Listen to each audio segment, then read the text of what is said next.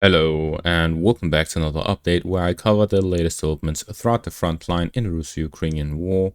In this one, we start out in the Pokrovsk section of the front line where the Russians are attacking in 4 different directions.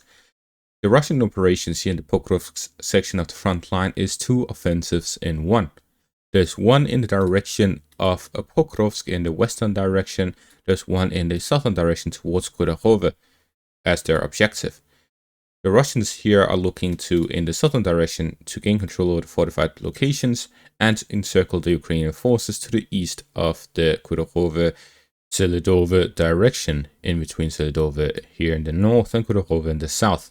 Everything to the east of that, the Russians are looking to encircle through a push along the fortified positions and the high grounds to the east of those positions. In the west, the Russians are looking to gain control over Novhrodivka and Prodivka to then push beyond those towards Mirnorod and Pokrovsk, where the objective is to gain control over the city, which will cut off a significant portion of the supplies going into the Donetsk region. The recent developments here in the Petrivka direction shows that the Russians are attacking from 3 separate directions, directly to the north of the town, from the western side where they have captured fortified positions, and to the east where they are flanking it completely to push down to the west of Skushne along the fortified positions along the Vovchereva line. So we see that there are several pushes of the Russians towards Petrivka, where they are trying to force the Ukrainians to withdraw to the next village and hit them while they are rotating along the road. This is why we're seeing that the Russians are pushing to flank their positions in both areas of the flanks of Petrivka, while at the same time pressuring them directly to force them to withdraw. Towards Rodivka and Novhrodivka in the Pokrovsk section of the front line, the Russians have captured several fortified positions to the east of Novhrodivka, allowing the Russians to gain a foothold within the town itself. Novhrodivka is a small town, but it has several apartment complex areas here in the central parts and eastern parts of the town. This means that the Ukrainians have a strong position within it, not to mention the fortified positions on the outskirts of it. However, the Russians have now broken through the fortified positions to gain a foothold within the town. As soon as the Russians gain a foothold within the high-rise apartment complex buildings, we will see the Russians rapidly advance throughout the town. The Russians are speeding up and intensifying the operations here in the Pokrovsk section, as we see in the Rodivka direction as well. The Russians have captured the final remains of the fortified positions the Ukrainians have east of Rodivka. Now there's not a single one under Ukrainian control, and this means that the Russians' positions in the east can be considered a full capture of it. In the western parts, the Ukrainians still have several fortified positions on the high ground. This is why the Russians will be hard pressed to advance further.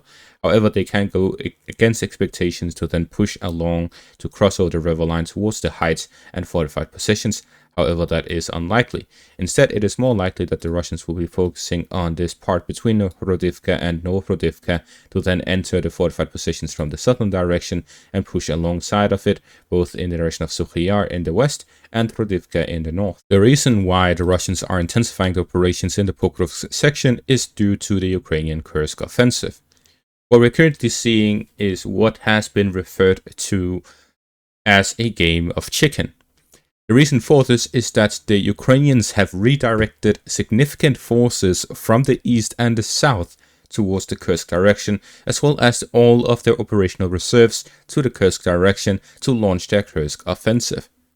The Ukrainians, according to some Russian sources, have concentrated between a fifth and a third of their army in the Kursk direction, and they also plan on expanding it to the Belgorod and Bryansk region. Therefore, we see that the Ukrainians have a very significant concentration of forces in the north. According to the Russian sources, they have also concentrated a significant amount of their HIMARS systems and their air force to the point at which that it can be considered in the south and east that there's practically none left.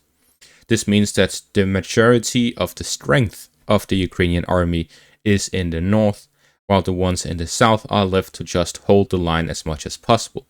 The Ukrainian objective is to expand as much as possible and capture Russian territory to then start a negotiation on their terms.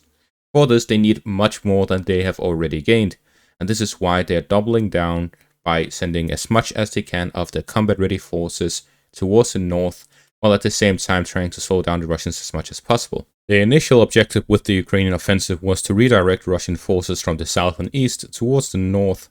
However, since the Russians have barely done that, they've only sent one brigade from the Chasiv Yar direction towards the north. The Ukrainians see this as a situation where they simply just need to take control of as much territory as possible, since the Russians aren't rotating any of their forces. The Russians in turn take this as an opportunity where the Ukrainians have redirected forces from the south and east to start a breakthrough. The objective is to gain control over the Kursk city here in the south. This will lead to the Russians being able to flank the Sloviansk-Konstantinivka line in the east, or push towards Dnipro and Zaporizhia from the flank, as the Ukrainians do not have any fortified positions built beyond the Donetsk region. The Russians would, in such an operation, be flanking the entirety of the Ukrainian army in the south. The reason why this is even being considered is because the Ukrainians have withdrawn some of their most experienced and elite units from the south and from the east. An example is the Ukrainian 47th Mechanized Brigade, which was fighting in the Pokrovsk section of the front line, being sent to the north in the Kursk direction. The first report of a Abrams tank being destroyed in the north has been reported, has taken place. This confirms the 47th Mechanized Brigade rotation. However, there's no visual confirmation so far. This means that it is still not 100%, but it is according to a reliable source. Therefore, we see that it is very likely that this is true. Based on this, we see that the Ukrainians have pretty much rotated all of their elite units to the north, leaving only the defense in depth in the south. This means that the Russians will continue to break through line after line of Ukrainian defenses in the south, where the Ukrainians' objective is simply to delay them as much as possible, while the Ukrainians launched a main push in the north. This means that what we've seen in Kursk is merely the beginning, as only a fraction of the Ukrainian forces that has been concentrated in the north have engaged in combat. Continuing the frontline developments we see here in the direction of Drushba, the Russians are slowly advancing within the village. With the full control over Pivnishne, the Russians are now moving on to gain control over Drushba, which would secure the northern flank here in the Turetsk section to then push further inside the town itself. So we see that the Russians are developing their offensive operations to the north before moving on to the central parts within the city. The Russians have already gained control over New York, where positional fighting continues on the fortified positions on the heights and in the town of Nilipivka. In the Bakhmut-Chasiv Yar section of the front line, the Russians have made a small advance in the north of Kalinina, where the Russians are strengthening their flanks to develop further offensive operations further north along the crossing of the canal in the Chasiv Yar direction. In the Kursk section of the front line, we see that the Ukrainians have made several advances. In the west, they are pushing towards Komarovka and Krasnochaborsk, where the Ukrainian objective here is to cut off any connection based on land between the Russian position south of the same river towards Koronevo. They have so far achieved much success with the capture of majority of the towns, leaving only Krasnochaborsk here in the north under Russian control and Komarovka to the west, where they've cut off the railways, they've cut off the majority of the roads. This means that the Russians now only have the river crossings, which are pontoon bridges only, because all of the steady bridges have been destroyed. And even the pontoon bridges are constantly under attack by Ukrainian HIMARS systems. The Ukrainians' objective is to completely cut off supplies and then start an operation there. At the same time, it is reported that the Ukrainians are building up their forces both in the direction of Lhukiv here in the north, as well as within the road between Sumy and Lhukiv, where the Ukrainian objective here is to launch an operation towards Ryilsk by attacking the area between Lvov and Ryilsk, at the same time as attacking Ryilsk directly from the west.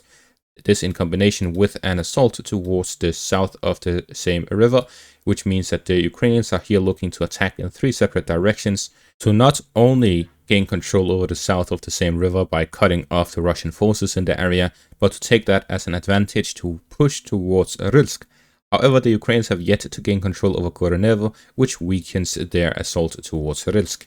We see to the north of Koronevo, the Ukrainians are attempting to flank the entirety of it by pushing along the forest areas, capturing some of these villages with hardly any population or buildings, like Kalinov with nothing, Suravli with a few buildings, and so on. But the Ukrainians here are attempting to flank the river line by Koronevo, which they have been unable to break through since the start of their offensive operations. So they're trying to flank it from the heights here in the northeast of it to move along the railways and down south to cut it off from supplies and storm it from the north in combination with assaults from the east.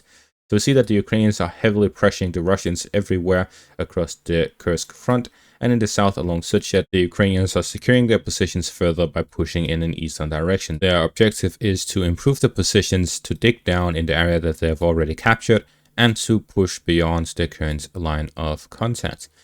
The Ukrainians here are completely doubling down by sending additional forces, reinforcements, additional units, and requesting additional aid from the west to strengthen their offensive in the Kursk direction and to expand beyond it. The Ukrainians have so far been unable to expand beyond the Kursk region, as they have not been able to find a gap in the Russian defenses as they found in the Kursk direction. This has led to the Russians having full control over both the Bryansk and the Belgorod regions. However, in the Kursk direction, the Ukrainians continue to expand and develop their offensive operations, where they're pushing both to the south of the same river and also in the northeast and parts and directly towards Koronevo. In the Suchet direction, they're expanding beyond it. The objective would be to push towards the towns along the roads from Kursk towards Rilsk. This means Logov, Priamitsino, Kurchatov, Lyubimivka, and so on. And in the south between Kursk and Belgorod, Medvenka and Oboyan. Based on all of this, we can confirm the current situation is indeed a game of chicken. The Russians want to pressure the Ukrainians enough in the south and east to force them to stop their Kursk offensive, to try and salvage the situation in the south and east, while the Ukrainians want to continue advancing in the north, simply to have some sort of negotiation on their terms. And that is going to be all for this update. Thank you all for watching. Make sure to leave a like, subscribe, and check out my Patreon for additional content. Thank you all for watching, and have a great day.